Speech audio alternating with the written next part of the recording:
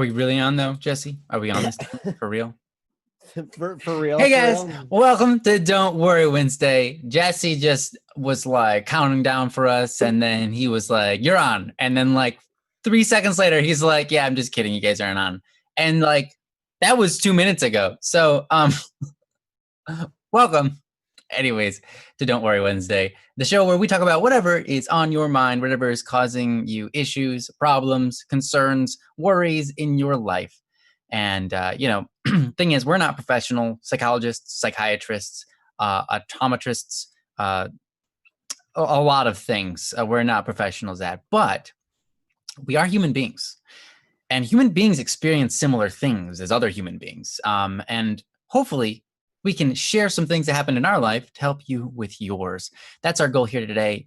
Basically, just sharing some wisdom we found through our life and through our trials and struggles and how we got out of them to hopefully help you guys get through yours. Understand that all of us struggle with all sorts of different things in life. So if you're worried about, other people knowing about them, don't be. It's no one here is going to judge you. We're all awesome people here. Everyone is super friendly and helpful, and everybody in the chat can attest to that. Everybody in the chat has received kindness from another in this chat, and I'm sure that no matter who you are, we will do the same for you. So anyways, that being said, hopefully we can be a friend. We can be assistants of you.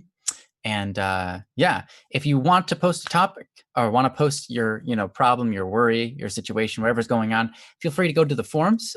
Princess Yellow just posted a link for you guys.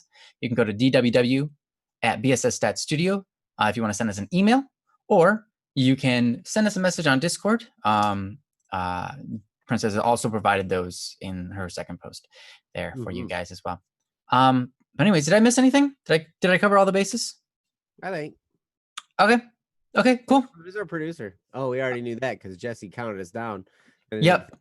Our producer today is Jesse the Fantastic, the hero, the wonder, the ninth wonder of the world, Jesse Fro, the Coon Master, the code hero, Jesse. Yeah. And then because we must have like this utmost respect for Jesse, because like seriously, he just started counting without any warning, and Ryan and I both just like snapped to attention like immediately. Like it's true. So it's like whoa, Jesse has some serious influence. Like this is cool. Yeah. Jesse the influential. We have to really watch out for that guy, because he will tell us what to do and we'll do it. Yeah. Tell us to do good things, Jesse. Always. Yeah, make sure they're good. Yeah, make sure they're good, because we don't want to be a group of villains here. Yes. Yes. No villains here. I mean, we may or may not have been villains to some degree in the past. But that's not because of Jesse. So if right. you've noticed us being villains, don't blame it on Jesse. That's not Jesse's fault. Right. Jesse's perfection. Yeah. My villainy is my fault. Yes. Ryan's villainy is also my fault. It's also Joe's fault. Jesse is not at fault. That's right. And so my guilt is actually my sadness that I have to make Joe go through the suffering that I force on him by doing bad things, because it's Joe's fault. He has to deal with that. What's that? Sparrow has a point. Jesse was the villain in the Troll Me music video. He was. Oh, that's true. He was, but that's only pretend. Yeah, and he's also the villain. He's also the villain in all the D&D campaigns that we play. Well, no, that's not true. Sam isn't, so he's not the villain in one of them.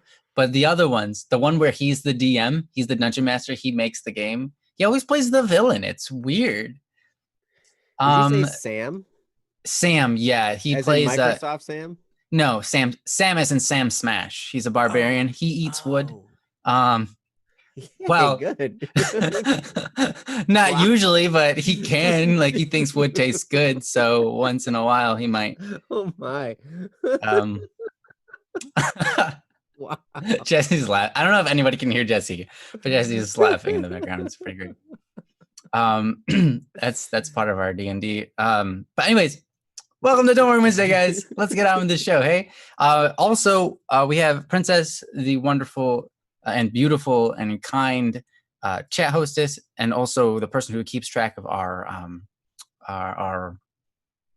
topics and stuff for us, which is really helpful, really helpful. And then also we have our star of the show, the villain, Joseph Anderson. The villain. The villain. No, he's not the villain. That's why I'm down below. Oh, yes. Ryan's like, oh, up in the heavens. Yeah, I'm like, oh, and you're like, oh, yeah. Okay, so anyways, I'm like one of the Star Blush girls and like yeah, take us. I'm the base one. You're right. You're the base one. Oh my gosh. This club needs 5 members. That's so funny. I love that. Like, I was like, what do I do for the girl voices here? How about we make them extremely manly? Okay. Anyways, yeah. Let's get on with the show. So, looks like we got quite a few people with us, which is fantastic. Welcome. Yeah, welcome. I'm gonna run through this list here. If you're here, let us know, and we will get to you.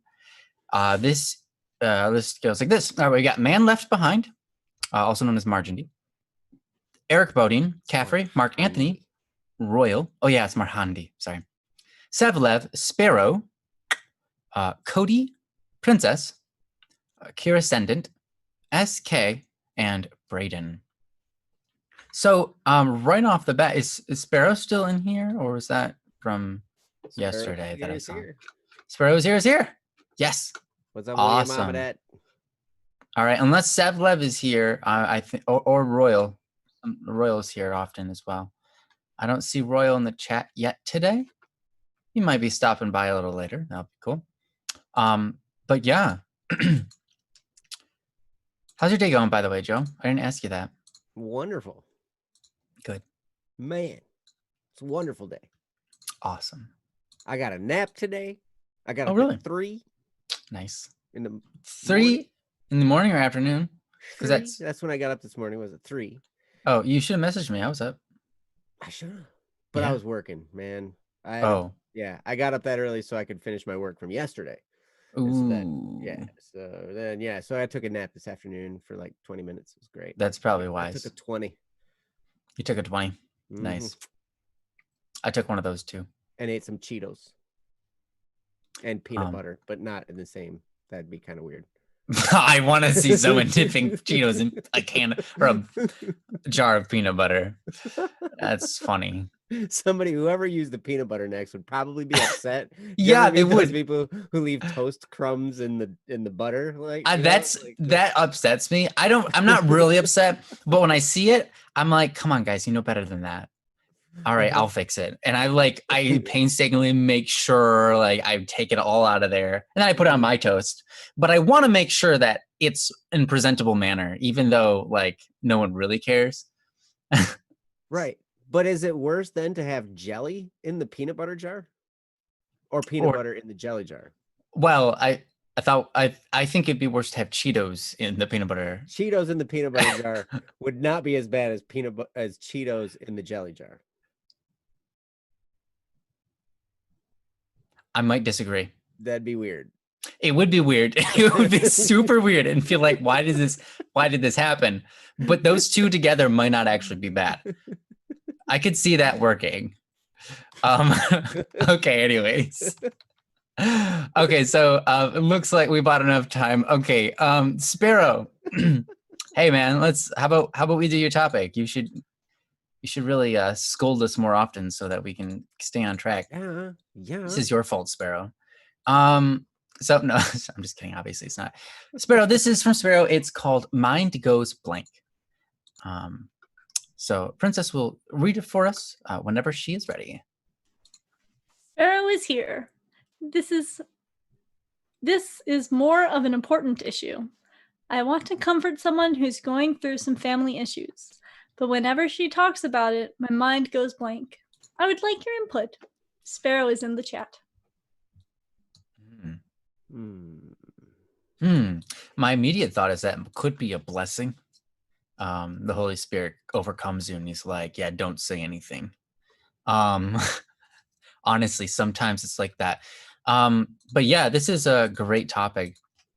I think this is something we've all of us have probably dealt with before, most of us anyways, where, someone's going through something and you're like, I don't know what to say.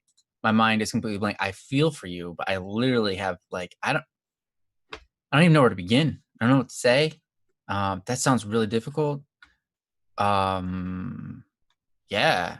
And it hurt. And it's also hard because in those moments where your mind goes blank, you don't want to seem insincere. You don't want to seem like, yeah, I don't care enough to say anything, or I don't care enough to think hard enough to come up with something to say, because that's not the case, right?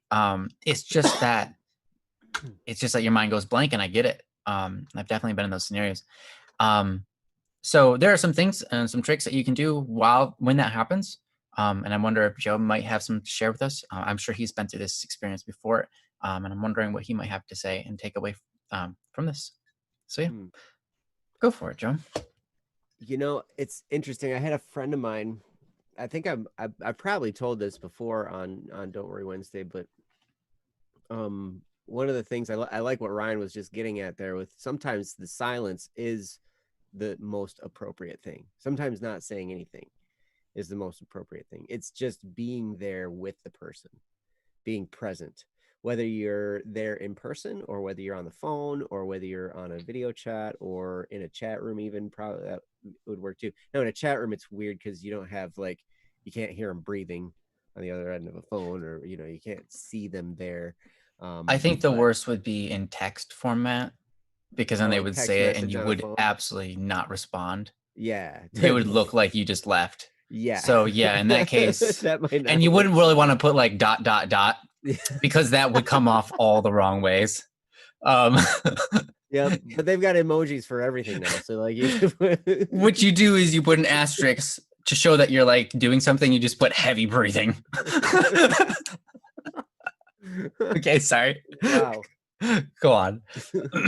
We've got the laughs tonight, apparently. Yeah. But at any rate, I had a friend of mine, real close friend, who his son, we had not been in touch for a long time. But when I was an instrument repair person, he was one of my best friends when I lived in that town, and he ended up moving to Nashville, and he's been on tour with lots of different national acts, as a guitar technician. But at any rate, I found out that his youngest son died, and his son was like 18 or maybe 19. He was real young, and there was some kind of weird drug interaction with some of the medicines he was taking, and it was just kind of this fluke thing, and all of a sudden it just ended up killing him. It was that, and then he was doing some stuff he probably shouldn't have been doing. But a mixture of all that stuff he ended up dying. And I remember calling my friend, and I was like, hey man, I just heard what happened and I'm so sorry. And he's like, oh, thanks for calling, and blah blah blah. And we talked for a while, just about random stuff. And I said, man, I really don't know what to say except I'm so sorry. And he said, it's not necessarily that you have something to say. It's just the fact that you're here. It's the fact that you called. And so that's really the key thing to communicate, is your presence. That communicates that you care more than any words that you might come up with to fill the air with. I mean, this is what we do on Don't Worry Wednesday. It's what I do on Double Cup of Joe show with Joe, is we fill the air with words. And hopefully some of them make sense, and hopefully they, help in a certain way. That's the whole point of the words that we say. But in cases like this, sometimes, and I love how Ryan put it, because he said maybe that's a gift of the Holy Spirit preventing you from saying something, because maybe the most appropriate thing is for you to say nothing and to just be there, to be present and show that you care. Now, I've also heard it gets to be a really touchy thing, you know, depending on the situation. Most of the time, our advice, we should hold off on advice unless it's specifically asked for. A lot of times in cases like this, because have you ever noticed that everybody's willing to give advice? You know, everybody's willing to tell you what you ought to do. I find that all the time. Like people are willing to tell me what I ought to do, but they're not willing to do that kind of stuff themselves. They're just willing to tell me what I ought to do. Right. And like, but that kind of, I mean, that's kind of like on the non-sensitive side of things, but it ports over here in the sense that rather than telling somebody something or offering advice, sometimes the best thing you can do is ask a question. Now, you don't necessarily want to get to the point where it sounds like an interrogation, but when you ask questions and you draw somebody out and help them to talk through whatever issue it is that they're going through, they're going to figure a lot of stuff out on their own just by talking. I know that this is definitely seems to be more a trait in my wife and in girls in general, that, you know, that for them talking helps them to solve the problem on their own. There have been so many times I've offered advice to my wife and she didn't want it. She comes to me with a problem. Most of the time, see, when I come to like Ryan, if I'm talking to Ryan and I have a problem, I want him to offer an answer. That's why I came to him with a problem. But in the case of my wife, when she wants to talk, she just wants to tell me what's going on because that's part of this process of solving the problem for her in her mind. She's way smart enough to figure it out. Way smart enough. She doesn't need me telling me what she ought to do. She just needs me to listen. And then maybe I can ask some questions to help kind of draw things out. But that's really the key. Like if you can turn yourself into a listener, you know, you've heard the cliche, we've got 2 ears and 1 mouth. We should use them in that proportion. So sometimes just being there, listening, and when you do get the urge to speak, see if you can ask a question that will then help to draw more out. Because the more they talk, the more they can probably figure things out. And then if you're there just to be there, and you're not like in a hurry to get somewhere else, you're not like, you're just there willingly present, that speaks so much. It speaks volumes compared to any words you might say. So just understand that no matter what you do say, the real communication is that you're there and that you have compassion and that you really care. So with that, I'm going to turn it back to Ryan. So Ryan, what do you? Yeah, I really like what you were saying there, Joe. And I think that's like really the perfect response to this because like you said, a lot of times they're smart enough to figure it out on their own, or it's something they can't do anything about anyways. But being able to talk about it, it's like we've talked about before, when your brain gets stuck in this loop and it just keeps on repeating the same thoughts over and over and over and over and over, and you get this huge emotion, this emotional fog that covers everything up. As soon as you're able to like write it down or talk to somebody about it, even if you're not spinning new ideas off of them, what happens is you start talking about it out loud. You remove it from your brain. You stop the loop because now you're exiting the loop, right? And then you start to come up with solutions on your own, or you start to calm down at least to think, like, okay, maybe I can't solve this, but at least I'm not all riled up about it anymore. I don't have to think about it over and over and over now because someone else heard it. Someone else agrees with me. And that's key. Someone else agrees with me is really important. Whenever I talk to somebody that I can sense, okay, this is a time where I need to be quiet and listen. One thing that's super important is also that they know that I agree with them. And not necessarily like I agree with their actions, because maybe they did something that was bad, or maybe their idea of how to solve it is really contrary to wisdom, or something that's like actually just plain like evil, like revenge or whatever. Maybe there's some of that going on, right? But what I mean by agreeing with them is this: let them know that you understand that what they're going through does stink. It is awful. It is rough, right? So if someone comes to me and they're going through a hard time, one of the most important things that I can say to them is, "Wow, yeah, that sounds really tough." Or, "Wow, that sounds like it'd be really difficult. What do you think you'll like? How do you think you can get through this? What do you think you'll do? What's your, you know?" Instead of giving them advice, I start grasping at advice from them.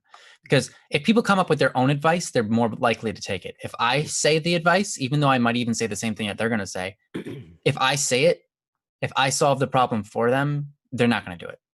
Um, it's just the way humans work. They tend to work, rather.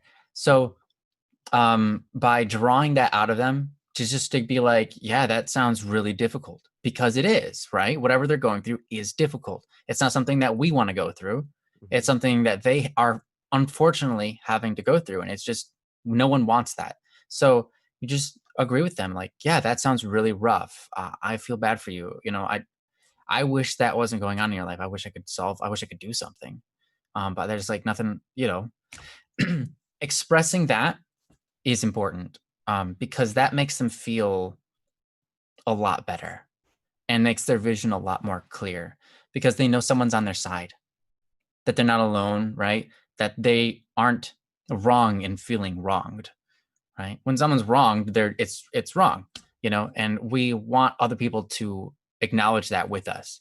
Like if something bad happens to me, I mean, most of the time in my life, I keep everything to myself when it comes to that kind of stuff.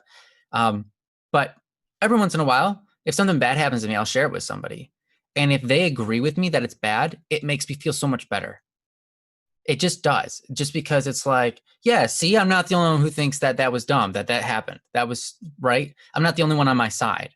There's someone else on my side. And it makes my vision a lot clearer, because now I feel like I'm running with someone, right? I'm running in the same direction as someone, a friend, right?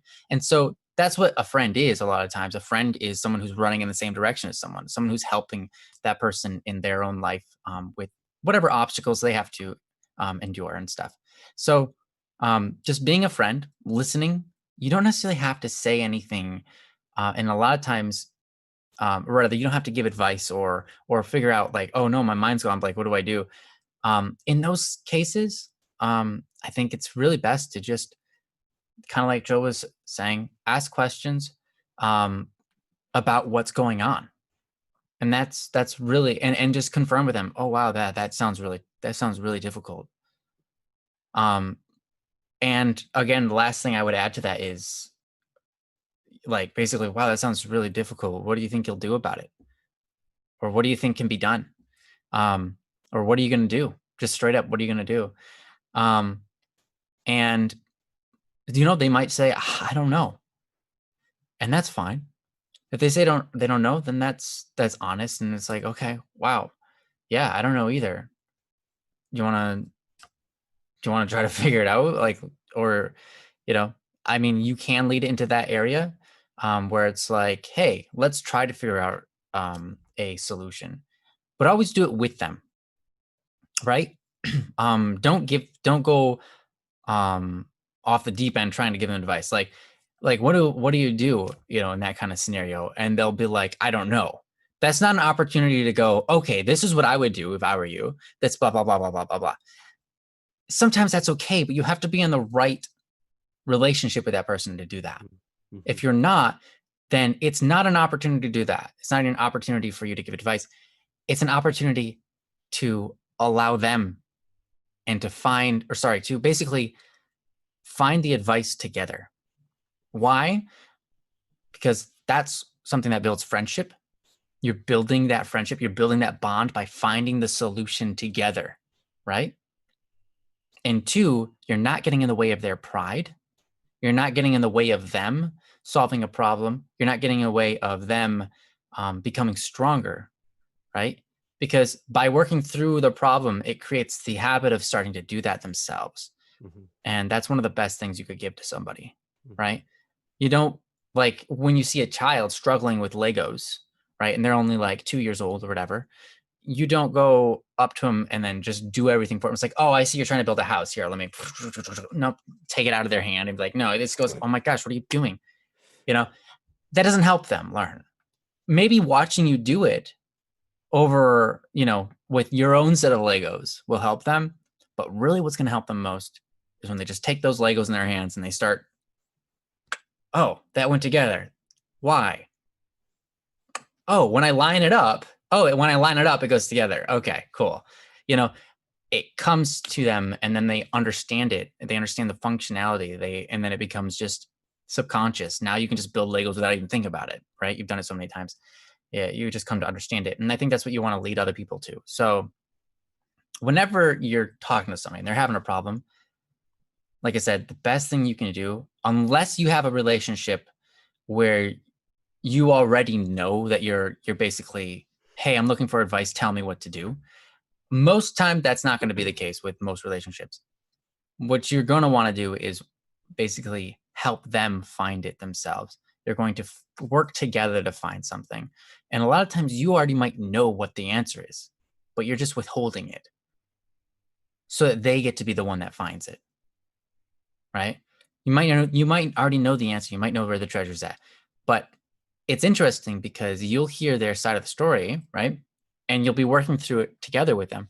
And they'll come up with solutions you never thought of. And you'll be like, wow, that's actually a really interesting idea. Why don't you give that a shot? See how that goes. That sounds pretty interesting.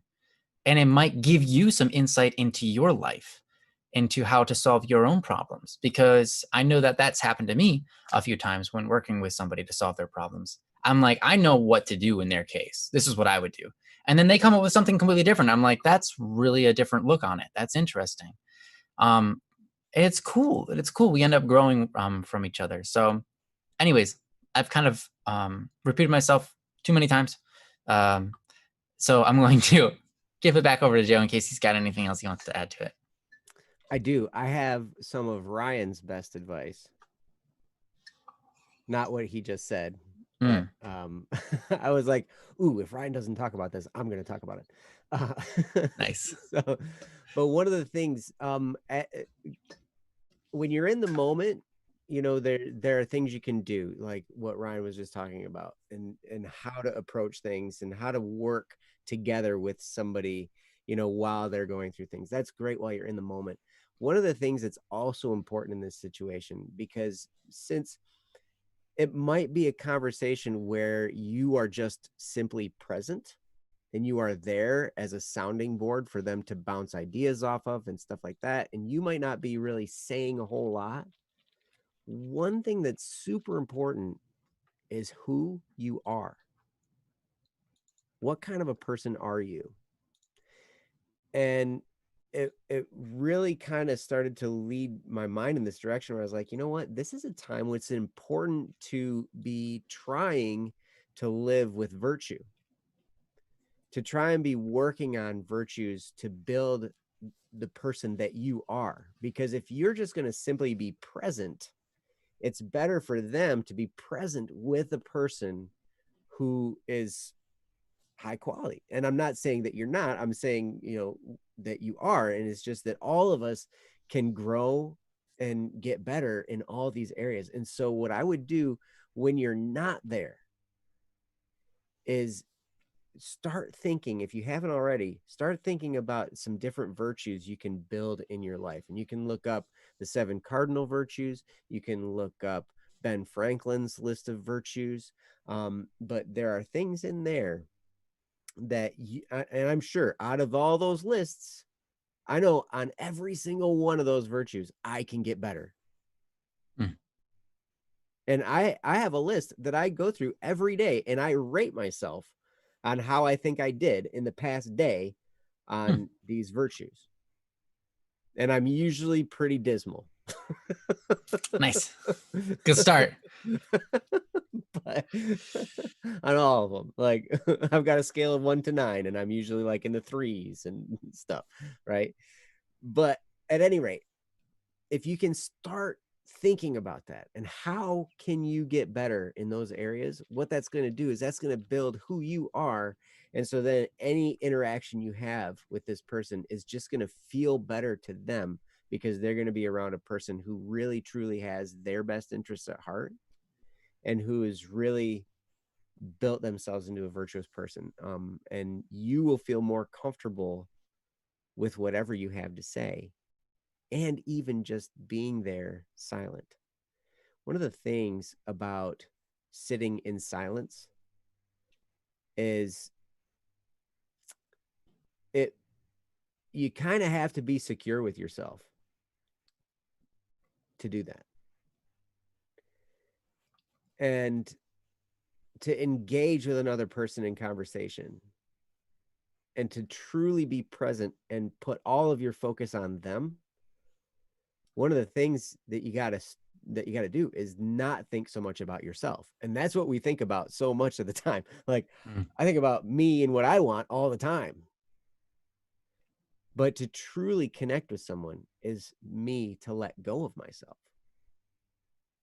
and to focus on them and to put all my focus there rather than focusing on what's going on inside me. My job is then to forget myself, die to self, and focus on them. So that's what I had to add. Yeah, I mean, that last part you said is so true. Many times when our mind goes blank in those scenarios, we recoil and we're like, oh, what do I do? What do I do? What do I do? And it's like, well, there's an immediate problem there, and I think we've all faced it before, and that is we focused on ourselves too much. Wondering, oh, what do I do? What do I do? Is a fear of one, like, oh no, what are they going to think of me? What do I do to, a lot of that happens to be about us and what we think they're thinking about us or what we're thinking about us. Um, and that's not necessarily true for your case. We're not saying that that's what you're going through, but I know I've done that before and worried about that kind of thing. And I think, just like Joe said, it comes off so much more naturally when you're not concerned about yourself and you can just genuinely be quiet and content and listening to aid them. It's a whole different thing. It's a whole different experience. So to be able to do that is a beautiful and wonderful thing. And I think it's something that every one of us is capable of, but we're not trained by society to do that. We're not trained by our parents to do that usually. Because a lot of our parents aren't even capable of that a lot of times. It's something that you have to learn to do, and it comes through a lot of times, like Joe was saying, through virtue. So it's a really good point, and I think that was really cool. But it's interesting, the path. I just got this memo on Friday that virtue is the pathway to freedom, and to be truly present with someone else, you have to be free from yourself, right? And so that true freedom comes through the life of virtue. We think it's a set of rules we got to follow, but really what that does is it frees us. And I was like, it was so great. It was like a Friday memo from the bishop, and it had this little nugget packed in there. It's like the life of virtue is a life of true freedom, because you're free from all those vices, and you're free from yourself and your selfishness and your self-centeredness, and you're free to be present for someone else, which is really cool. Absolutely. Yeah. Awesome. So, Sparrow, we hope that helps. Hopefully something we said in there gave you a couple of ideas about how to navigate that or what you're going to do from here. But yeah, we wish you the very best. Sorry we weren't able to get to it the same week that you posted it, but hopefully you can use it in your future running into with individuals. And I hope that also the person that's going through this that you're hoping to help, I hope their family issues clear up and become a better environment for them, because I can understand that that can be a very difficult thing. So, but yeah, wish you the best, man. And thanks for making a topic for us. We appreciate Thank you. Yes, You're awesome. Absolutely. So, you know what? Marhandi is Man Left Behind, and we have one from them called Distinctions from February 26th. A long while back. And I apologize, I didn't even recognize that Man Left Behind was Marhandi, and that's why I think we didn't do it. Because we didn't realize he was with us the whole time. But it's okay. Yeah, it's okay. It's okay. Do you want us to do it? Here. Would you be willing to let us do it? If not, we'll pass it up. We've got other ones to do, but but if you're cool with us doing it, let us know. Otherwise, let's see. Otherwise, yeah, it would go to if Cody isn't here, then it would go to Princess. I didn't see Sevlev yet today. So yes, I like the title of this, Distinctions. Yeah. Yep. Oh, Cody is here. Cody is also here. Oh, then it might actually go to Cody. Which are awesome. Yeah, Cocoa Crispies. I like Cocoa Crispies. It would actually go to Cody next. Okay. Marhandi's response was, if anyone has anything more urgent, go with them. I'm not super sure that anyone does. I guess Cody's is a lack of love. Oh, but it's about their little sister. I mean, isn't it tough being the host? You got to make these. It is tough being the host. All right. Yep. We will. What I'm gonna do? Cody's as well. Yeah, we still have time for Cody's. We have time for we can do both. A couple here. So yeah, let's start with Marhandi's, and then we'll jump into Cody's, and then we'll probably see if we can get to Princess. Yeah. I'm not sure, but we could try. So it's a challenge. It is a challenge. Challenge accepted. I will talk very, very fast. Ooh. 2 times 2 speed. Okay, but that's not helping. That's not a word. That's a lot of words. No. Okay, so this one is from Man Left Behind, also known as Marhandi. It's titled Distinctions. And they actually wrote this in a notepad, which is pretty cool. We get to see their writing. They write a lot like me. That's a lot like my writing looks like. Your handwriting. It does. That looks like, I'm not even joking. That looks like I wrote it a few years ago, which is weird. Your A's are different than mine, but a lot of the other letters are really similar.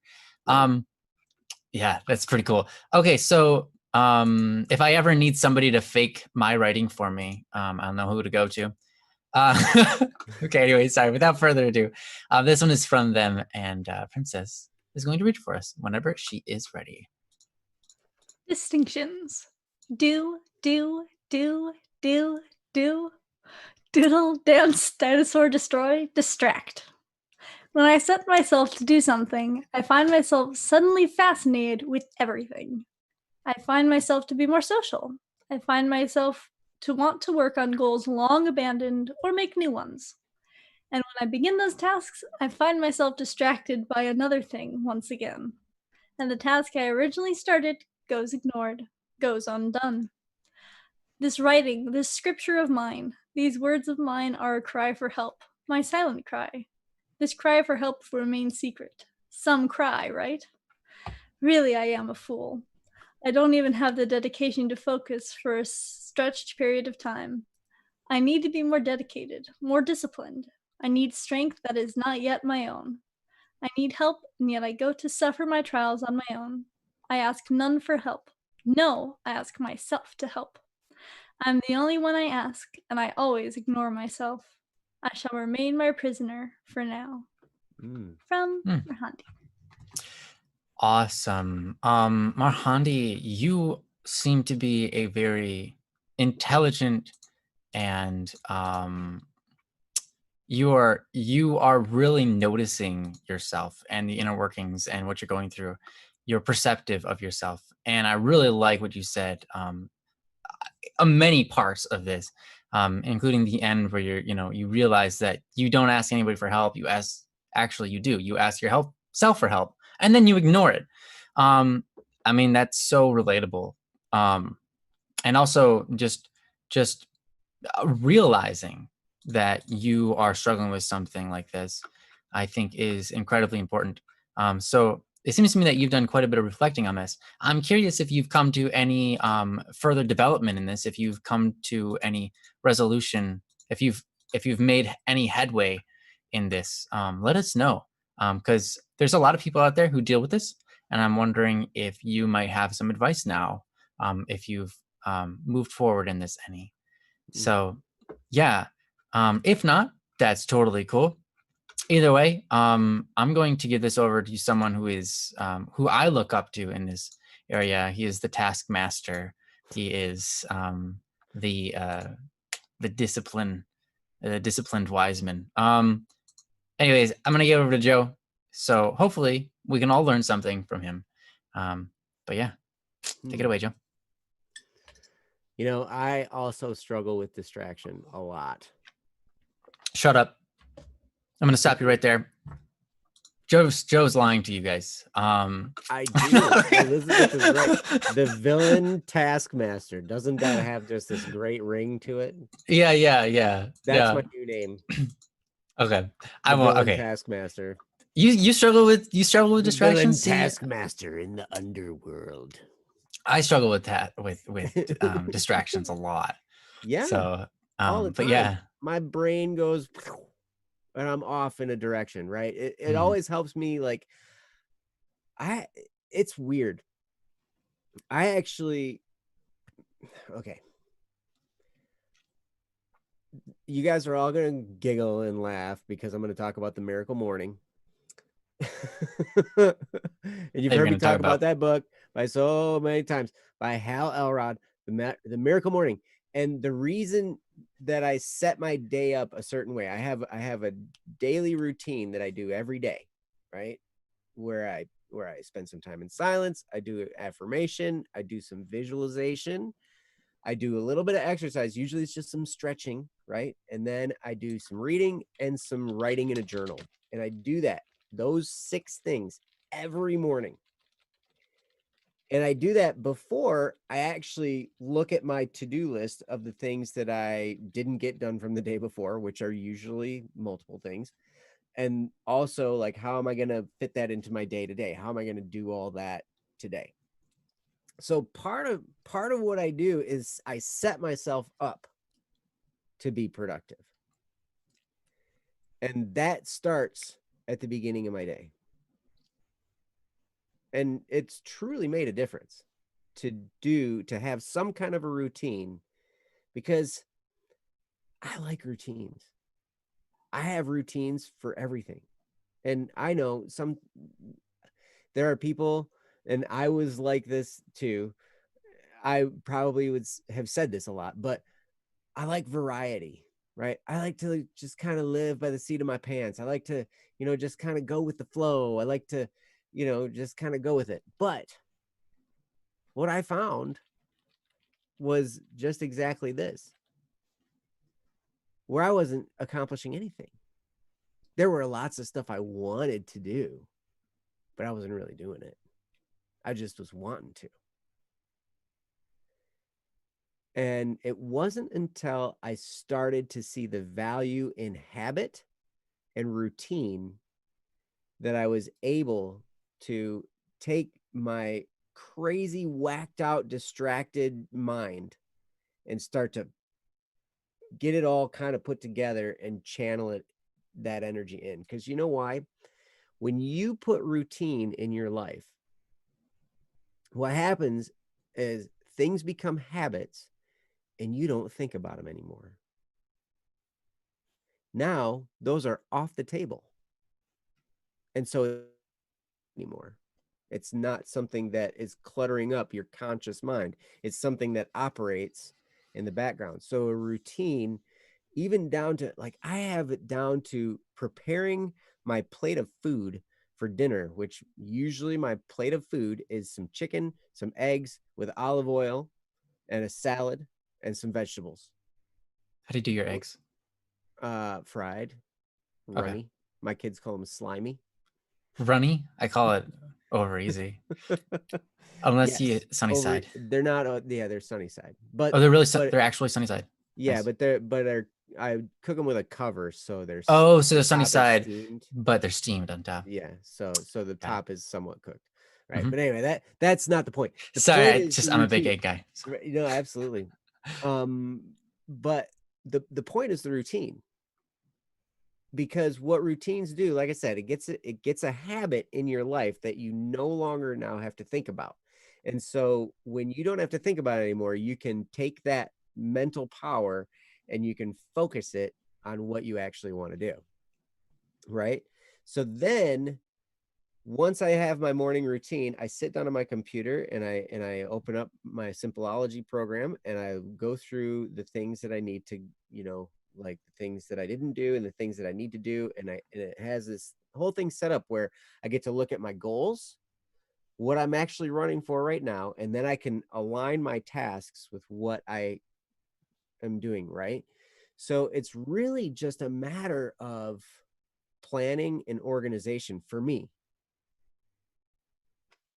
And that has made all the difference, because then once I've taken the time to plan, now it's just a matter of checking things off that list, and it gets really, really simple.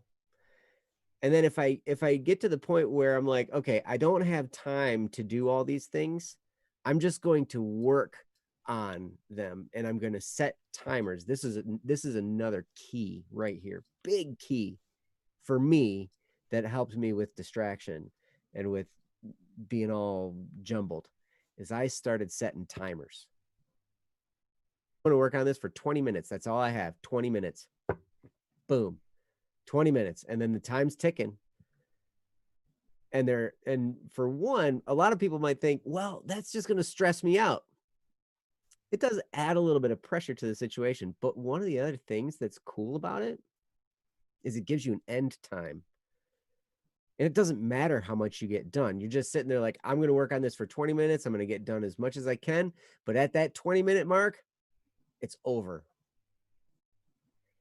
And if I don't get it done, hey, I gave it my best shot.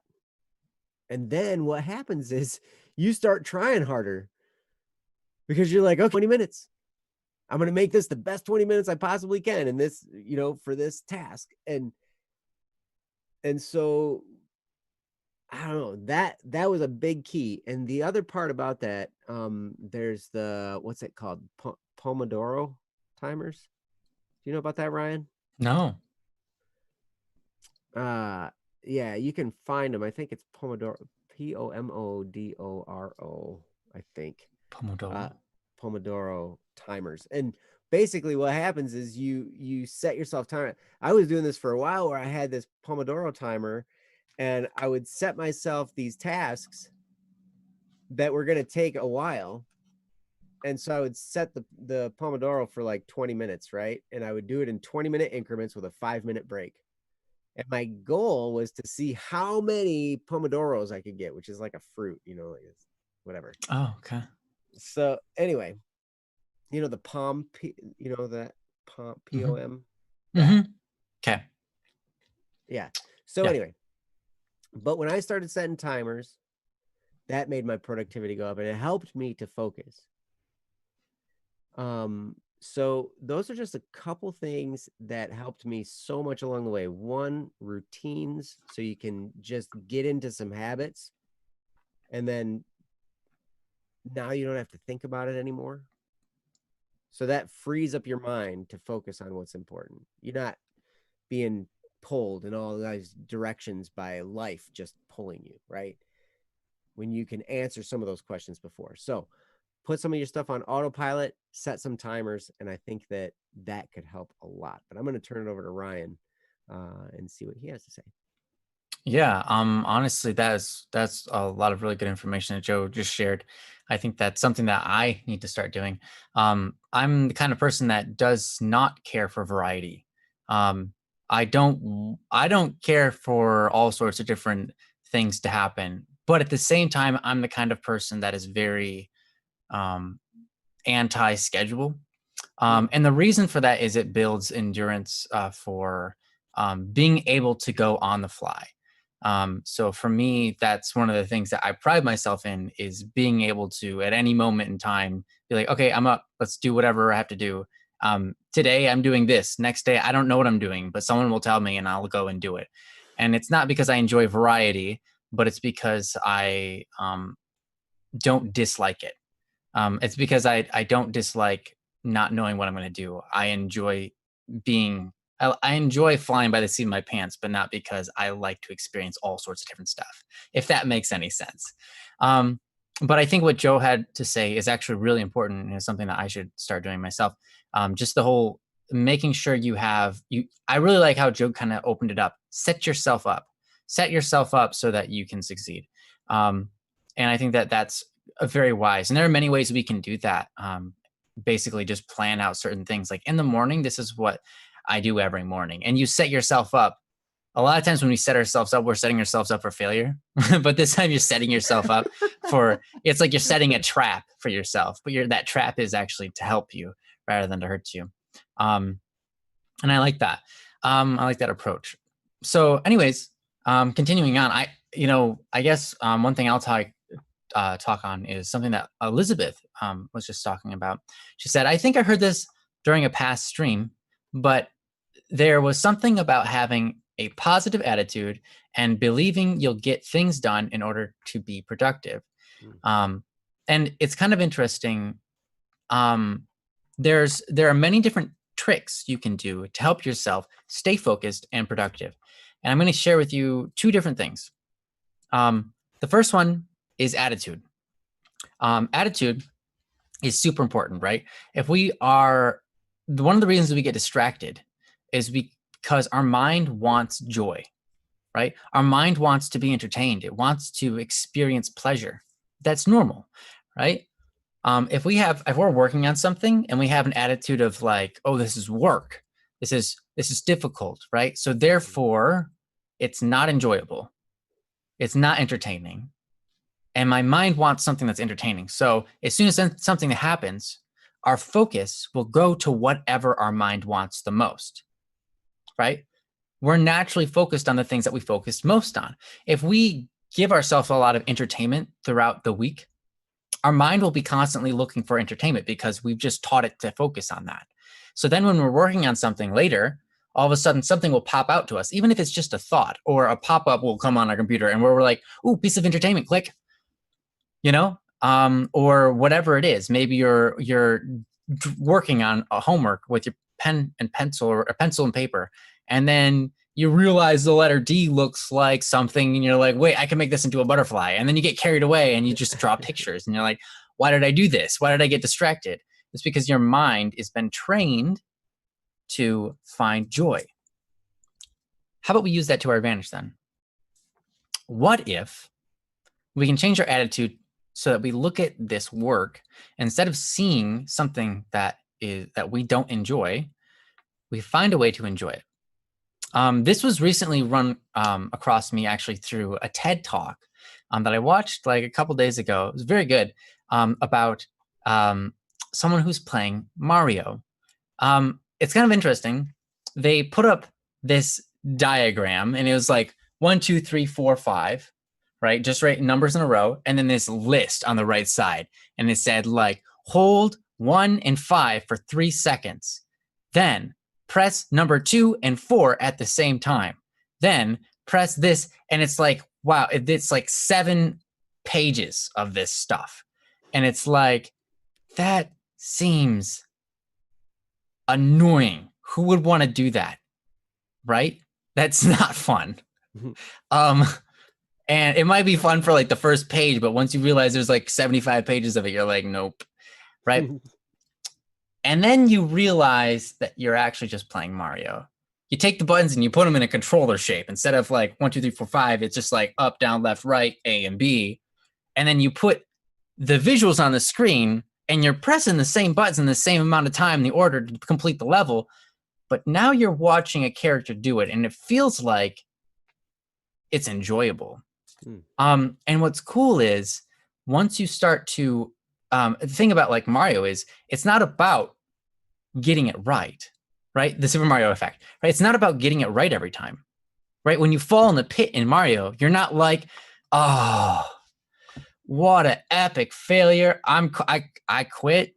The whole purpose of me doing this was to make sure I didn't fail, and I failed, right? No, when you play Mario and you fall in your pit, you're like, oh, yeah, so next time I'm going to approach that pit with a little bit more speed. I'm going to jump a little bit later. And then you get through it. You get past the pit, and you're like, yes, I did it. Okay. And because your point is to save the princess. Your point is to play the game, enjoy the game, but also complete the game. You're goal-oriented. You're focused on the end. You're not focused on you are also focused on the difficulty of the challenge at hand, but you're enjoying it, right? So instead of having this, whenever you're doing your work, you can change your attitude around to look at what you're doing and go, okay, this is what I'm supposed to be doing. Instead of going, okay, this is boring stuff. I have to do it, or else I fail my class. So I just have to do it, or I have to do it, or I'll never get to where I want to be in life. So I just have to do it. It's not really up to me. Instead of having that attitude, look at it and be like, okay, here we go. This is a challenge. Let's see if I can do this one. All right. And then whenever you complete a problem or when you complete a task, celebrate that. Inside, just celebrate that. One thing you can do, this is my other point that I'm going to make, is reward yourself, right? Whenever you do something that's task-oriented, if you program your brain to say, hey, I'm going to get a reward if I do this, right? So it's like, if I solve 10 math problems, I get to eat one of my Swiss cake rolls. If I solve 10 more and then I complete it because there's 20 total, I get the other half of my Swiss cake roll, or the other section of my. So that's my snack. That's my reward. And it's funny because that's exactly how we treat animals. And we humans are animals too. So we can, if maybe it's not food that really gets you going, maybe it's something else. Maybe it's another form of entertainment. But if you withhold the gratification of that reward, right? We call it self-gratification. If you withhold it, if you say, I'm not going to do it, no matter what, I'm not going to give in and reap out that form of pleasure. I'm not going to distract myself, right? Well, you are going to get distracted in your head. You're going to be thinking, oh, I really want to do that, but I got to do this first. But I really want to do that. And then you start daydreaming and you're like, wait, no, I need to finish this first. Eventually, after you do that enough, your brain will understand what it's supposed to be doing. Your first couple of times doing this, it's not going to be easy. But as you do it more and more and more, do a task and then reap a pleasurable reward, and then do a task and reap a reward. The more you do that, the better and the faster your brain is going to do it.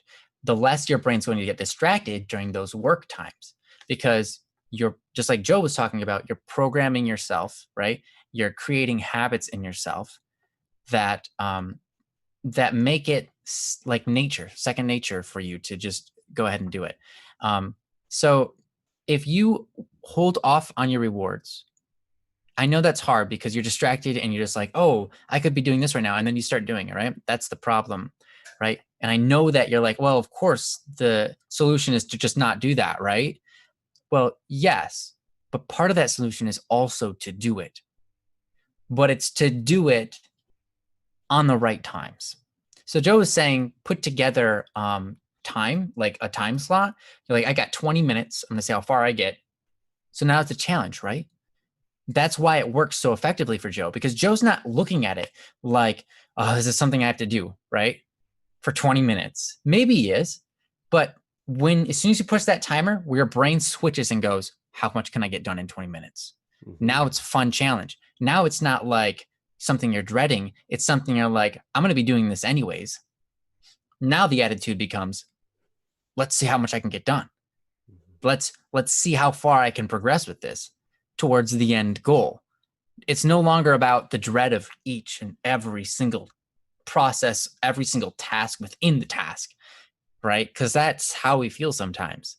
We get caught up in that. Instead, it's just like, all right, this, okay, okay, then what do I need next? Oh, I need to do that.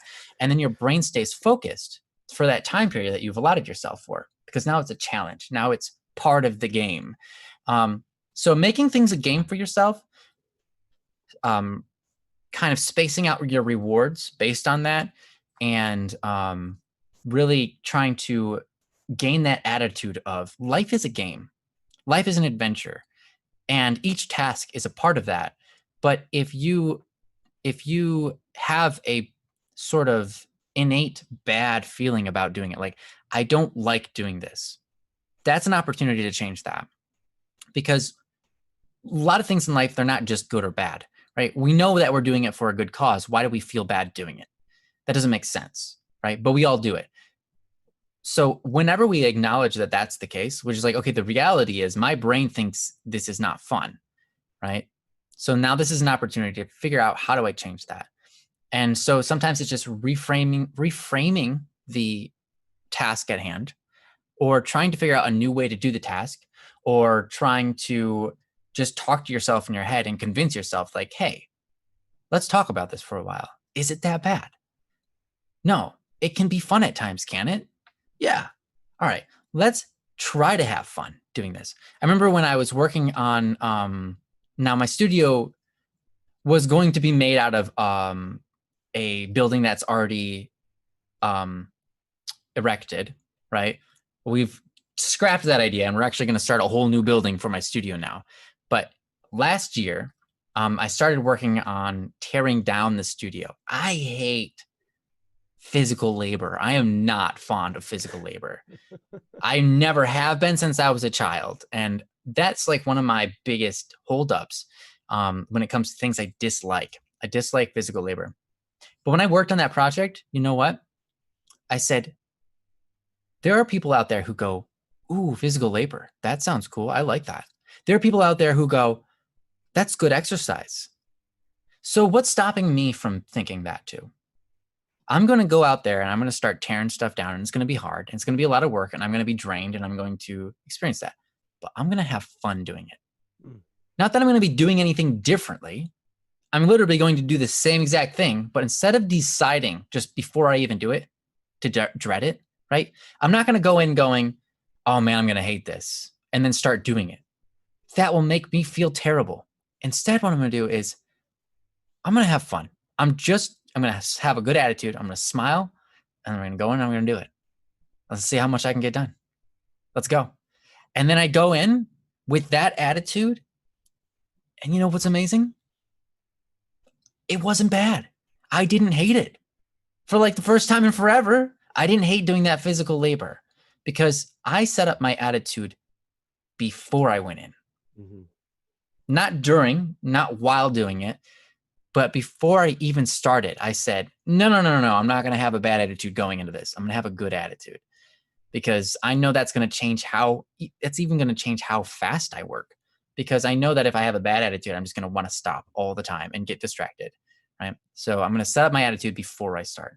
That's all the stuff I've got. That was a lot.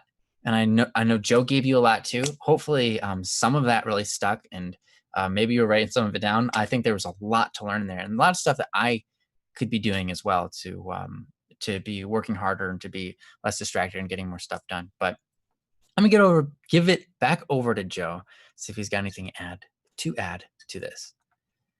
There's one common thread that I was noticing through what I was talking about and what Ryan was talking about, and it was kind of interweaving itself through both commentaries, and it is the battle for your attention comes before the task.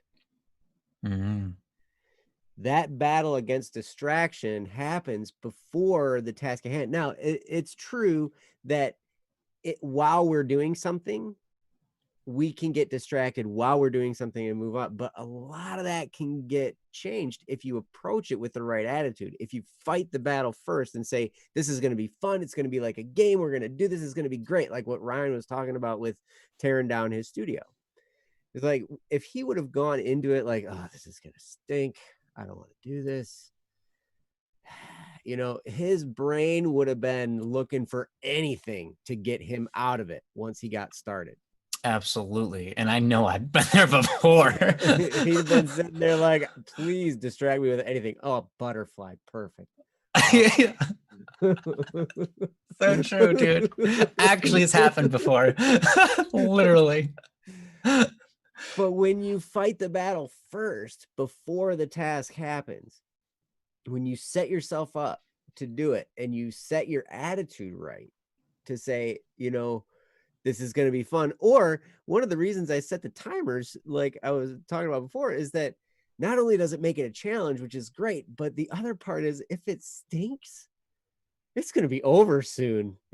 Mhm. Like, I only have to put up with this for this amount of time and then it's done. I don't have to worry about it anymore. Like, that's all the time I'm spending on it today. But it's so important. And God, there's a book, The 5-Second Rule by Mel Robbins, where she talks about, for her, the battle to do any task, just like what we were talking about, it happens right before. Like, getting started is the hardest part. Once I'm started and once I'm in motion, it's much easier to stay on track. But this fight happens beforehand. I'll talk myself out of doing it. And she's like, I've got 5 seconds. You know, and before, like, if I have an idea that I want to do something, I've got 5 seconds to start doing it, or I will talk myself out of it. And so that's where she came up with the 5-second rule, where she says, I count down 5, 4, 3, 2, 1, go. And so and that sets her up. And Jesse pulled this on us. He pulled the 5-second rule on us before the show started. Yeah. We were like in the middle, like, well, actually at the end of a conversation talking, and someone was finishing up their sentences. Jesse got to 3. Yeah. And then 2 and 1 happened. It was silent. And then I was like, oh, welcome to Don't Worry Wednesday. And he's like, you guys aren't actually on. Like, right on. It's like, oh, that was actually pretty funny. But you can totally do that. But I think the key to getting rid of your distractions, and you never get rid of them, you just learn to manage them better. But once you get into a task, it's so much easier. And for me, I know that once I start doing something, it's easy for me to keep doing it rather than if I talk myself out of it before I start, right? So that's like Captain Obvious statement, right? If I start, of course I'm going to be doing it. If I don't ever start, I'm not going to be doing it. So why would I ever be doing it if I didn't start? Yeah, I know. I see. But here's the thing. I might think of a task being terrible and awful before it happens. But then once I get into it, it's like, well, this isn't so bad. Yeah. In fact, it can be kind of fun. And like what Ryan was talking about, if you pull that attitude trick on yourself, you'll be unstoppable. It'll be awesome. Yep. It's true. So, yeah. Example, I work on a lot of videos right now because I'm the editor. I do all the editing and production work for the Double Cup of Joe that comes out every day, Monday through Friday. And so I sit there and I'm like, I got all this stuff to do. And I'm like, I'm not going to like this. And I'm like, wait a second, this is going to be fun. And so then I actually get into it and I totally get drawn in. And then I'm at it for hours. And I lose all track of time. And I'm like, and I'm not even tired. And I look at the clock and I'm like, oh my gosh, I just spent all this time. But I fought the battle before it started. And I was like, this isn't going to be fun. I don't know. This is going to be hard.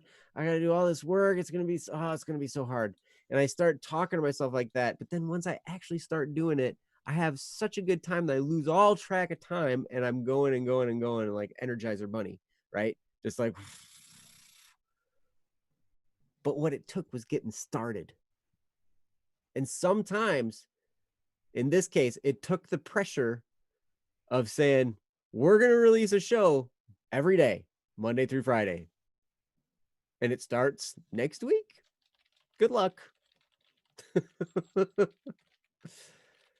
Took a little bit of commitment pressure to put on myself in order to get myself to say, oh, I better start. Boom. And then once I started, I found out, whoa, this is cool. And a whole new world started to open up. And it was so fun. So I would encourage you, you might be missing out by not fighting this battle beforehand. You might be missing out on something you actually would enjoy if you just got your head wrapped around it the right way.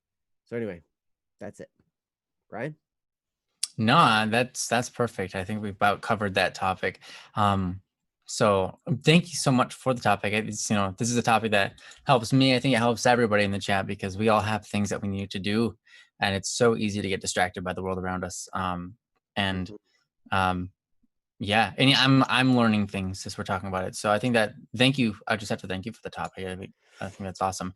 I hope that some things that we've said prove helpful for you, or at least are thought provoking and help you find your own answers to the distraction dilemma that each one of us faces. But yeah, thank you so much. You're awesome, Marhandi. Yeah, you're welcome. So, Cody, Cocoa Krispies, you still with us? I sure hope so. Because we've got a topic for you here.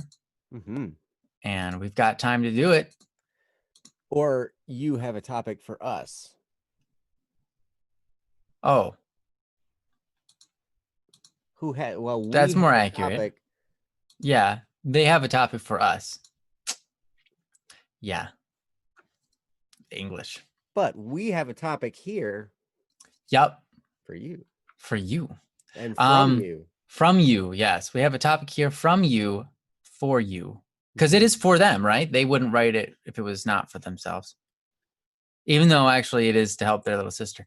Anyways, it's from and for them. This is from and for Cody. It's titled Lack of Love. And I'm going to let Princess do the honors of reading it. Yes. Okay, so this isn't so much help for me as it is for my little sister.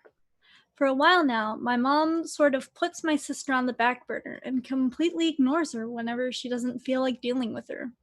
She really even scolded my sister for coming outside to talk to her when she is playing on her phone, even though my sister, more often than not, wants to get my mom's attention to show her something that she has been working on that she's really proud of. This is made worse by the fact that my sister has really bad separation anxiety and will either shut off completely or get extremely angry when this happens. Her separation anxiety is really bad. Like, she will come into my room crying when my mom leaves to go do whatever. I've been trying to be around her more, but I work 5 days a week, and I'm just not home very much at all. And even on my days off, my sister is sometimes at her dad's. Plus, I'm her brother. I can't replace the motherly love that she wants. And I don't want to watch my sister become an extremely introverted person who is afraid to talk and deals with everything on their own. I just don't really know what to do to help her, which is why I'm here. She is 5 years old, by the way. From Cody. Yeah, I just want to give your little sister a hug after hearing that. That sounds rough.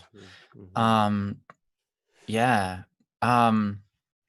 So, I mean, separation anxiety is definitely a very difficult thing to handle, especially with someone so young, because how do you explain that to them, right? When they're 5 years old, it can be hard to have intellectual conversations that help identify what problems are so that they can start to acknowledge them and get over them, right? A lot of times that's kind of how we navigate our relationships, or navigate, a mental hurdle with somebody, because it's purely mental. And it's like, okay, if it's a mental problem, let's get over it. Let's work on our mental, I guess, physique, if you will, our strengths and so on. But if they're only 5 years old, what do you do? And I think that actually poses a different opportunity. Being 5 years old means that they're extremely susceptible to taking on new habits, because they don't have as much, they're not as set in their way, which is a beautiful thing. 5-year-olds have an astonishing and incredible way of looking at the world and being extremely imaginative and being easily overwhelmed by such things, but also the other end of the spectrum where they just like, whoa, they surprise you with how they get over a problem. They surprise you with the way that they just change. They just go, oh no, I figured that out. And it's like 5, and it's like, wow, you're smart. It took me till I was like 20 to figure that one out. Kids have this way of just adapting sometimes that will really surprise you. So with all of that in mind, I mean, this is something that I feel like Joe might have a little bit more to say on this subject, as he actually has children. I've helped in some manner raise my nephew and nieces, but not to I'm not their dad, and I haven't been around them as much as their dad and mom for sure. So my experience with children isn't necessarily to any great extent worth speaking on, but hopefully Joe has some really great things to help out your little sister. So go for it, Joe. This is an interesting thing. Separation anxiety is not something that I have a lot of experience with dealing with, but I do know from watching. I've had the experience of watching one of the kindergarten teachers at the school my kids go to, and she is just tremendous. Just tremendous. And one of the things that makes her so tremendous is her incredible patience. Incredible. And she's in a room full of 5-year-olds. You have to be really patient for that. Yes. And she is cool as a cucumber all the time. When something that needs to be handled, she can be stern, but always calm. And I have never seen her lose it.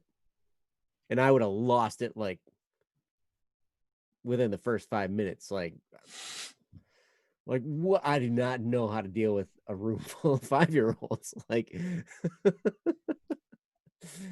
it's amazing.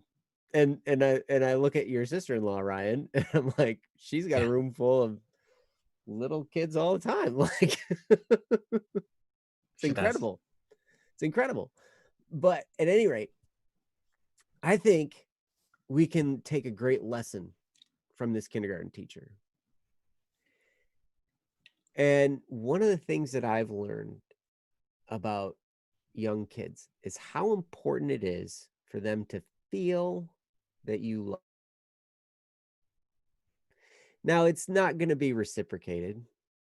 Like you're not going to get that feeling back all the time, because they're going to be like, okay, and then they're going to do their thing and whatever, right?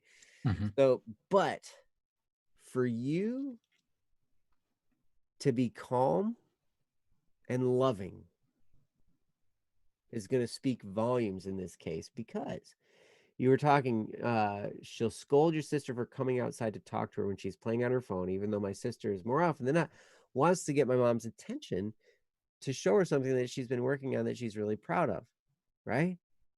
So the key then, you're seeing an issue here. You're seeing this is a moment of, there's an opportunity for an adult to either brush off a child or embrace what that child is bringing, right?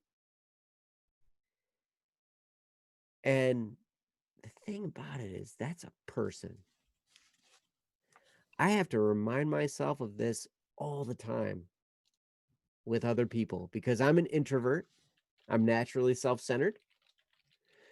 I'm naturally thinking about what I need to do and my tasks that I have to complete. Like, as we just talked about, I have a whole system for getting tasks done and doing all the things I need to do, right? Checking off my list. But when it comes to people, I have to constantly be reminding myself, they're just like me. They have a heart and a soul, and they're deserving of my love and my respect, and my honor. And I say that in my head about my own children. And I try to remind myself, I'm not perfect by any means. I have a lack of patience in many cases, and I try my best and I try to get better. But I always try to think, I have a limited amount of time with these people. What do I want our shared experience to be like?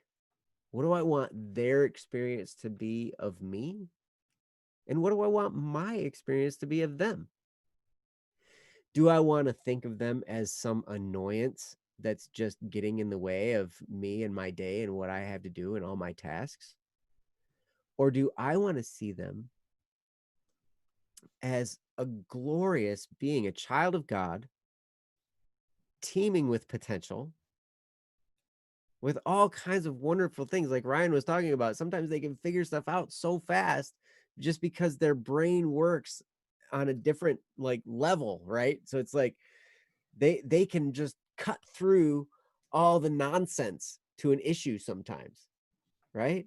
Because sometimes we overcomplicate things, but they just see things with that simplicity of a child where it's like, no, this is wrong, or this is right, or this is, it's just, that's the way it is. And it's like, well, you're not taking into account all this. And it's like, none of that stuff matters. That's just justifications that we throw on things in order to make us feel better about doing something wrong. We know it's wrong, but we want to do it. And so we justify it with all these other things, right? But a kid can just look at that and be like, no, that's wrong. You're like, dang it, they're right. It is. But I have all my explanations and my justifications, right? But so that's one thing. How do I want to look at this interaction? Do I want to look at them as an annoyance, or do I want to look at them as something that's glorious, that's worthy of me spending my time here? So really it comes down to attitude, like we talked about before. And then the other thing, how do I want them to view this interaction?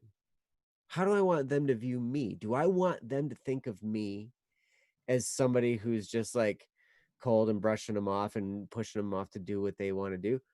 Or do I want them to see me as somebody with open arms, that's interested in what I have, that's interested in me as a person and cares about who I am? I had a neighbor who this guy who is the dad. I think they had like 6 kids in this house, right? And this dad was always just so happy to see us. He would light up when we'd show up at his house. He would just be so happy. And I look at that example and I want to be like that. And I'm not like that, but I want to be, and I'm trying to get better. But so when I see little kids, it used to be, to me, it used to be kind of annoying. Like little kids, man, they just make a lot of noise and there's all kinds of commotion, and they got snot and bodily functions and all kinds of stuff, and there's just all this stuff to deal with. It's like, oh, but no, that's a human being. And I hope that when I'm dealing with my kids, I hope I can be like that. I hope I can light up when they come around. When I see them, I hope that I can be that I'm so excited to be with you type of person. So anyway, I think that can go a really long way too, even though it's not going to totally cure what's going on elsewhere. A lot of this is outside of your control. But what you can do is you can be a person that she can feel safe with, that she can feel loved by. And there's nothing like coming into someone's presence, and when they're excited to see you and their face lights up and they're just like, I'm so glad you're here. you can be that for your sister. And I would encourage you to try. You'll have a lot of fun. I promise. But anyway, that's what I have to get started. Ryan, what do you got? Yeah. Cocoa Krispies or Cody says, I really love my little sister. I really love my sister. She's super cute. Normally my days start with her waking me up and giving me a hug. And that's super sweet.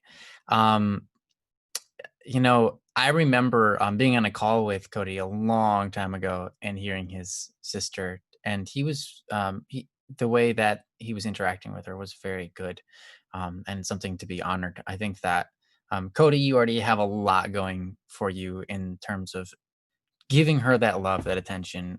You treat her very, very well there. You know, there's something to be said though too about child's respect. A lot of times we obtain that respect through fear, but it doesn't mean that fear is something that we hate. It's interesting because a child will often fear their parents because they don't want to get scolded. They don't like that kind of stuff, right? We talked a long time ago. I promise we did. So you may not remember. Ryan remembers every conversation he has with everybody. So I wish. When was this? It was a long time ago. I can talk to you later about when that was. If you send me a DM, I can tell you the specifics. But anyways, we as children, right? When we fear our parents, it's not that we dislike them. A lot of times when we think about society and we're like, oh, we fear the government, it means we hate the government. When we fear our teacher, it means we hate our teacher. But the reality is actually very different from that when it comes to children. When children fear, not necessarily, it's not like the same kind of fear. It's the fear that we use for like to fear God. It isn't a fear that's like, I hate them, I want to be away from them, I'm scared of them, I think I'm gonna die, all this kind of stuff. It's a respect kind of fear. And sometimes I think it's important, when you see your sister lash out like this, it's important to be a figure that she respects in those moments, right? Just like Joe said, to be patient is important, but equally, you want to have her understand that lashing out isn't the appropriate answer. It isn't going to help her, right? And you want her to understand that she's only 5. She's not going to understand that if you say, hey, this isn't going to help you. Like you can have that adult conversation with you and you might be surprised. But a lot of times, what they need is someone to respect, to put them in their place. And then once they're in their place, still feel loved. And it's really interesting to do that. As an uncle, I've had the privilege of doing that. Joe, as a dad, I'm sure has had the privilege of doing that many times, where you talk to the child and you love them and you are stern and you are patient. You're not angry at them, or maybe you are a little bit angry, right? You might raise your voice to invoke that fear within them, right? To scold them if they've done something wrong. But if they've done nothing wrong, obviously it's a different scenario where it's just like, hey, maybe this isn't the right way to do this. You talk to your child like that, you might be surprised at being able to have an adult level conversation, at least on your part, to them. They can feel like you respect them, like if you talk to them like that, right? I do this with my my nephew. Every once in a while, he'll be going through something, and I will talk to him like he's an adult, and he listens. He doesn't object to anything I have to say. He says, basically just like, okay, that makes sense. Doesn't mean he'll follow it right away, but he gets it, right? And this was, when he was 6, I was doing that for him. And it's interesting because a lot of times, like I said, when we look at children, their minds work differently. They might not get what you're talking about, but the attitude that you have lets them know that you care about them and that they should respect you, right? It's not necessarily about your words getting through. It's about your kind of like your physical language, your intentions, right? And so when she's acting out because of her separation anxiety, don't just go to calm her. And the reason I say that is this. If you only attempt to calm her, that doesn't fix the issue and it doesn't make her feel like she needs to stop. What ends up happening is now you've put the respect level, you've put yourself under her because you're only reacting to her. And you're not helping her to understand that what she's doing is wrong or not helpful, at least, right? It's not really like she's choosing to do this because she's evil. She's not wrong in that level, right? But she's doing something that's not leading to something good, right?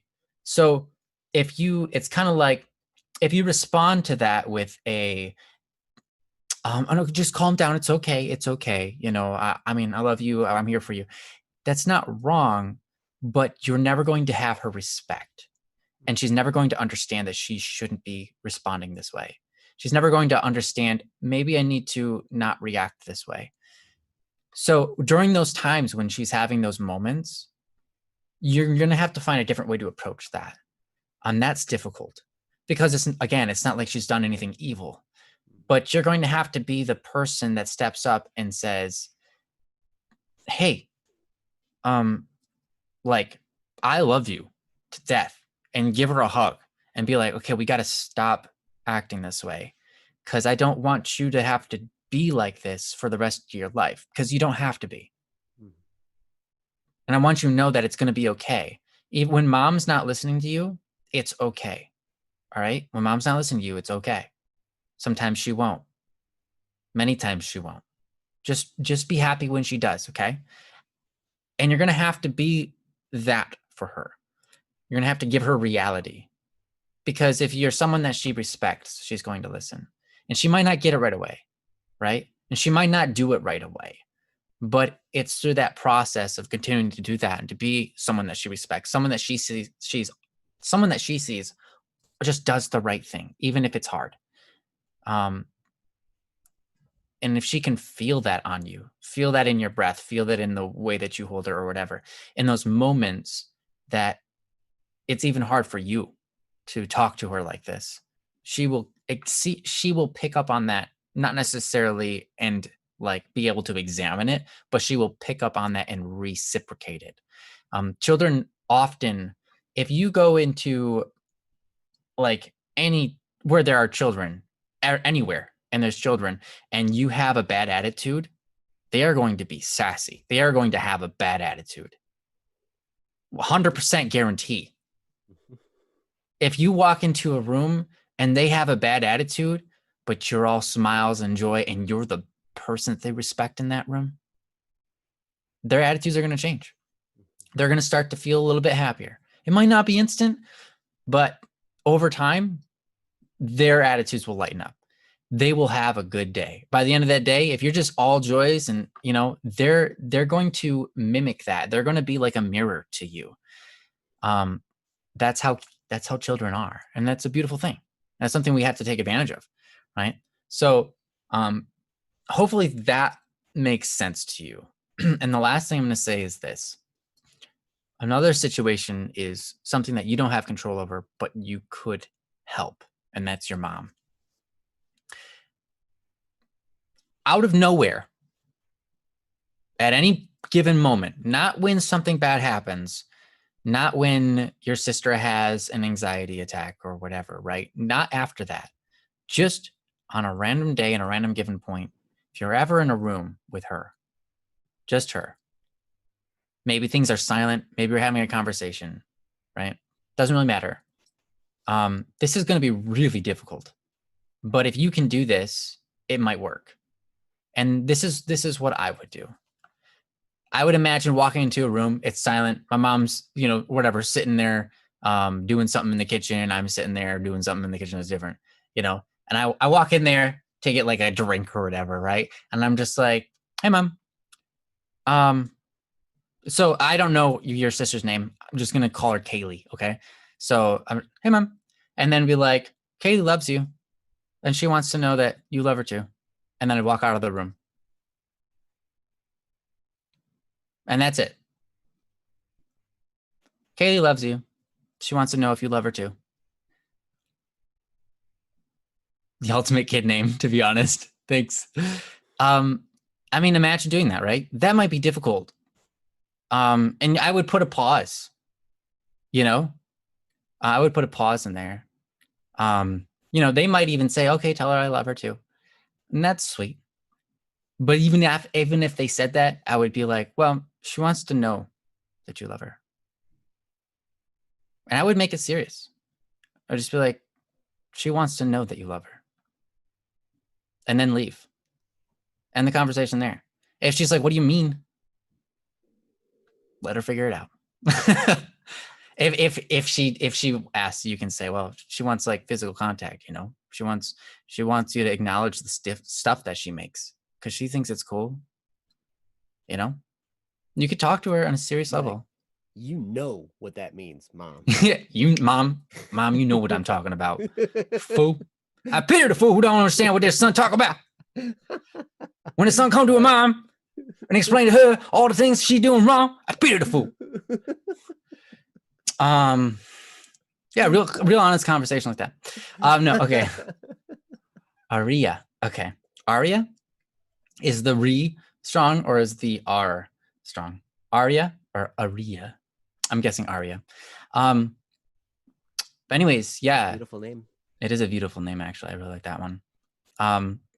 So yeah, just be like, hey, Mom. If she says hi, it doesn't matter. Just be like, hey, Aria loves you. And she wants to know that you love her too. Simple as that. If she gets it, she gets it. If she doesn't, she'll maybe give you a look and be like, what? If it's silent, then you have freedom to leave. If it's not silent and she lashes out or she says something, just be like, yeah, she just wants some physical contact or she wants you to see what she made. And that's it. You can try to end the conversation there. Just make it simple and calm, of course. Be like, not like you're trying to shame her, right? But simple and calm, because that's going to do the most. Mm-hmm. Simple and calm. Mm-hmm. Just be like, yeah, she wants to, obviously serious, simple, calm, and serious, I guess, because it's a serious matter. This is a child's life. This is a human being, right? Of infinite value, of infinite dignity. I mean, there's no amount of time I could invest in one person and own up to the value that one person is. Like, I could spend my entire life with one person and still not give enough. There's no amount that I could possibly give. And that's to give anything, any moment at all is a lot. So anyways, I'm going to give it back over to Joe in case he has anything he wants to add. I do. You know what? I love where you're heading, and I love, Ryan, that you brought Mom into this equation, and you were like, okay, this is a good conversation to have with Mom, and it is totally. One of the things also to think about in this case, we've been talking a lot about your sister and how she's she's a human being. She deserves this love and this respect and everything like that too, right? Well, don't ever forget that even as you approach your mom also is, yes, absolutely true, and is dealing with all the mom stuff, right? And more, all kinds of stuff. Like, we never know how many things somebody might have on their mental plate and the reason, but where you're coming from, Cody, is awesome, because you care about this whole situation, and it shows by your message, right? Because here's the thing, not only is your little sister having an issue here and struggling and having to deal with this situation that's less than optimal and is hard to deal with, right? But your mom is missing out on some very beautiful stuff that could be going on in her life. She might be all stressed, and that might be why this is playing out this way, right? There might be all this kind of stress going on, and she's trying so hard to figure all this stuff out, and it just, like, I can't deal with a child right now. It's too hard. I can understand exactly where she's coming from. But that interaction with the child might be the thing she needs to relieve the stress. Did you ever have that happen? Did you ever have that happen where you're so stressed about something and everything's all like you just got so much going on? And then all of a sudden, something happens. Some part of life that's beautiful just creeps in. And even though the stressful situation still exists, it releases the pressure inside you because you experience this beauty, right? I had this experience, is not a similar thing, but it's what went on in my heart. It brought me to this. So I just told the guys, we had a meeting before this, before Don't Worry Wednesday, and I was telling the story about what happened to me over this past weekend. I was driving and my car broke and it just stopped, right? And then everything, like, it was not going at all. I couldn't start it. I put it in neutral and I'm like, I'm on the expressway, right? Where cars are driving super fast. And I'm like, oh, so I got off to the side of the road as I'm coasting and coasting and I'm coasting. And I get off to the side of the road and I stop, right? And as soon as I stop, then I see all this steam coming out under my hood and everything. And I'm like, oh no. And I open up the hood and radiator caps just blown off and there's steam just like, oh crap. Oh no. And it's like midnight, right? I've had that same exact thing happen to me, but except it wasn't midnight. It was crazy, right? But I'm just like, oh no, like my car, and turns out the car is probably pretty much dead. The engine is probably shot. But at any rate, I was like, I don't know what to do. I like open it up and I'm decent at home mechanic. I can, work on my stuff. I can patch up the stuff. And I'm like, this is something I can't patch up. I need a tow truck, So I get out of the phone and I call the tow truck and it's like, due to COVID-19, wait times will be extended and da da da da da and this and that, the other thing. And I'm like, oh my gosh. You're like, yeah, but it's midnight. Come on. Like, oh dude, are you kidding me? And so I finally got on there and I'm like dealing with it. And I got it all dealt with. And the expected time of arrival was like 1:30 for the tow truck, right? So I went outside and leaned against my car. And it was a perfect night. It was warm, but not too hot. It was breezy, but not windy. The moon was there, I think. Wait, maybe not. I don't remember about the moon. Actually, it might have been dark. Maybe the light that was there was just lights from the street, I guess. But I could see clouds in the sky. I could see stars. It was beautiful. And that moment of beauty, even though it didn't take away the horribly stressful situation I was dealing with right then and there, it gave peace and calm.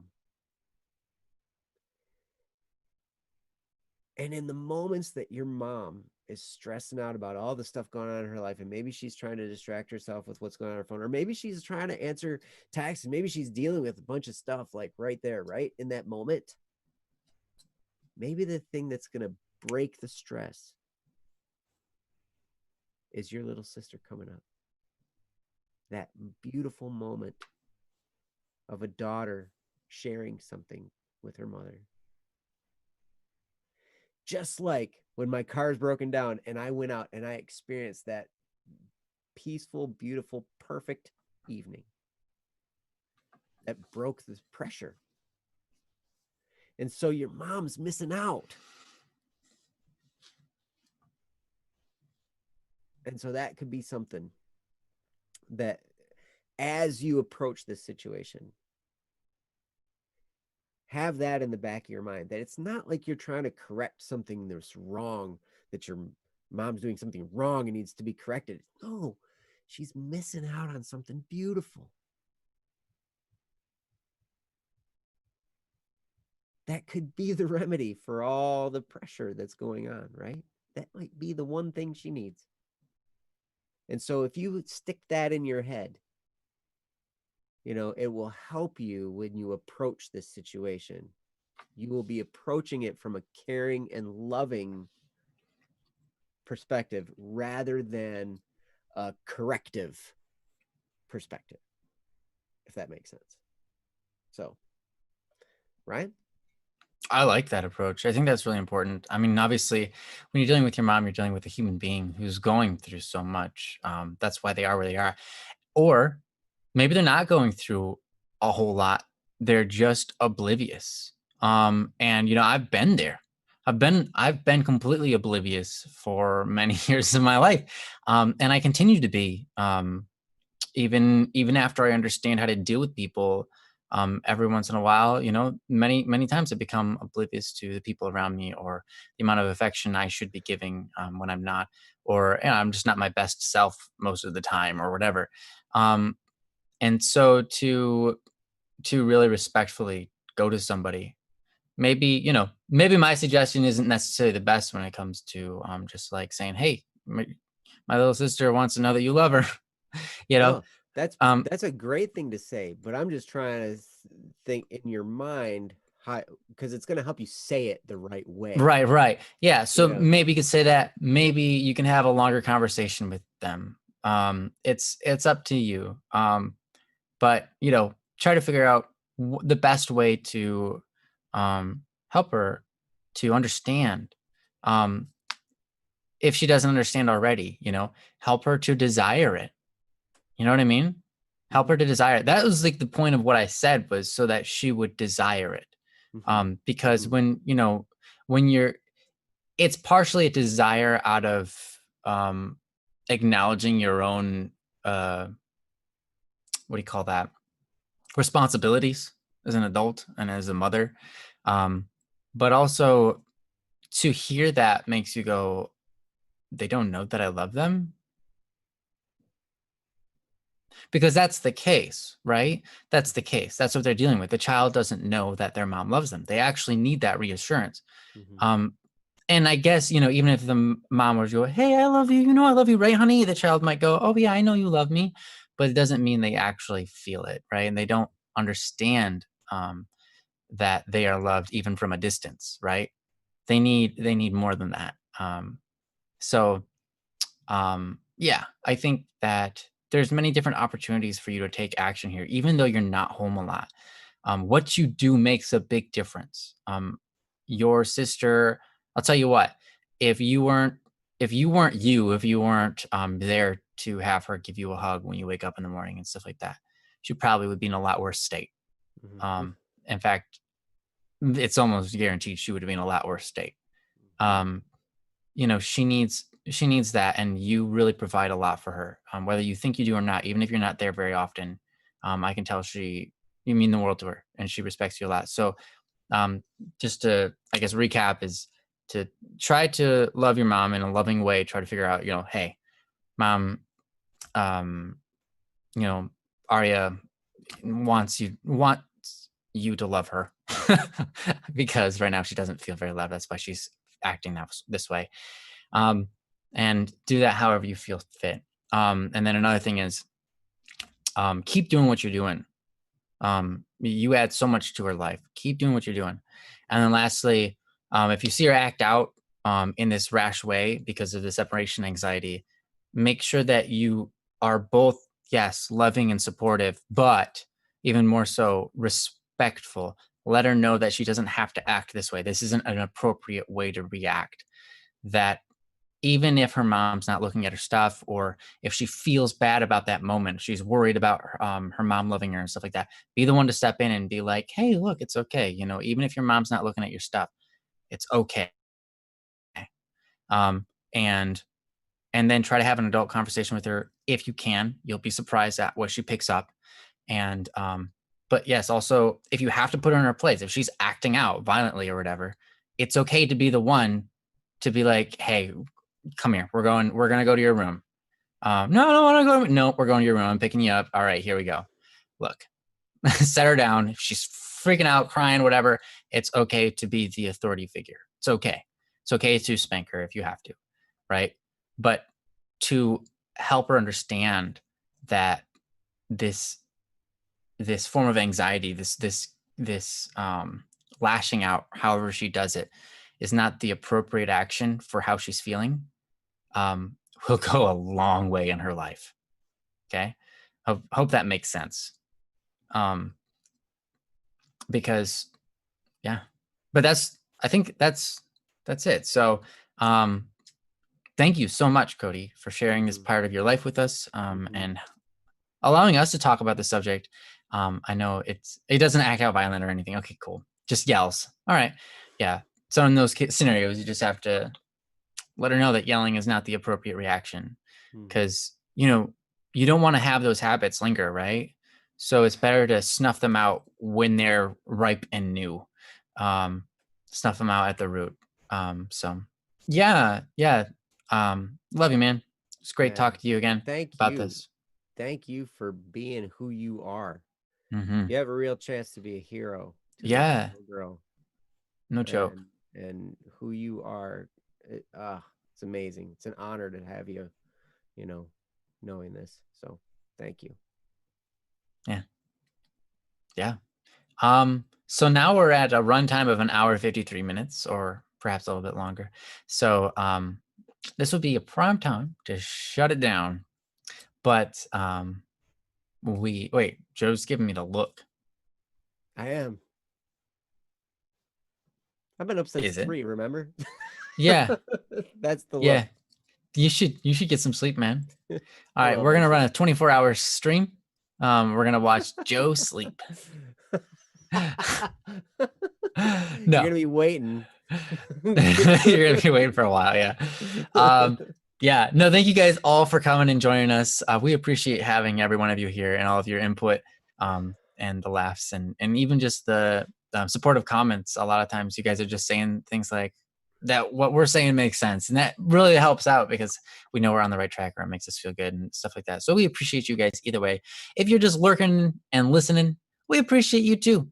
You're getting wiser by the day, and you're spreading good positive messages out into the world by your just being here. It's awesome. So yeah, you guys are all amazing. We appreciate you all. We hope to see you all very soon. I know that tomorrow is there tomorrow. Okay, tomorrow 8 o'clock. There's our time. Double Cup of Joe live Eastern. stream. Yeah, 8 o'clock Eastern. We're live streaming the recording of a week of Double Cup of Joe shows. So we would love to have you guys join us. It's going to be a lot of fun. We always have a lot of fun. Yeah. So yeah, but that's tomorrow at 8. And just subscribe, hit the bell, and you'll get a notification and stuff, so then you'll know when it's going to happen. So it'll be good. Yeah. Right, Jesse? I hear you in the background. Oh yeah, Jesse's excited about it. Yeah. Yeah. Yeah. All Jesse, right. you got any words of wisdom we lead off on? Potarts, guys, get your Potarts Potarts.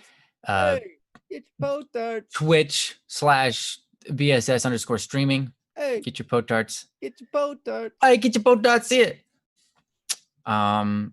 You can get them however you like. You can get them filled with banana. Why don't they make banana-filled Potarts? Because that'd be nasty. What, you do not like bananas? No, I like bananas, but I can't imagine a banana in a Potart. Really? What about a chocolate banana-filled Potart? That'd be so good. That might be good. That would be so good. Maybe. I don't. Jesse, you're just saying nope. I'm not a big fan of artificial banana flavoring, which is. Oh no, I would not want artificial banana flavoring in those Pop-Tarts. Okay? That would be not up. I would not be right. I want actual banana, like banana, like you know how they make strawberry jelly. Yeah. Yeah, but you make banana jelly. It's good. It's a good one. It's the right in the potard. It's a hot spaghetti. It's as good as a Italian hot spaghetti. It's a good thing, I suppose. It's like a baked spaghetti. Do you like banana paste? Do you like banana pasta? Anyways, guys, welcome to the end of Don't Worry Wednesday, the show where we're now closing it down, and have a wonderful rest of your lives. And we hope to see you very soon.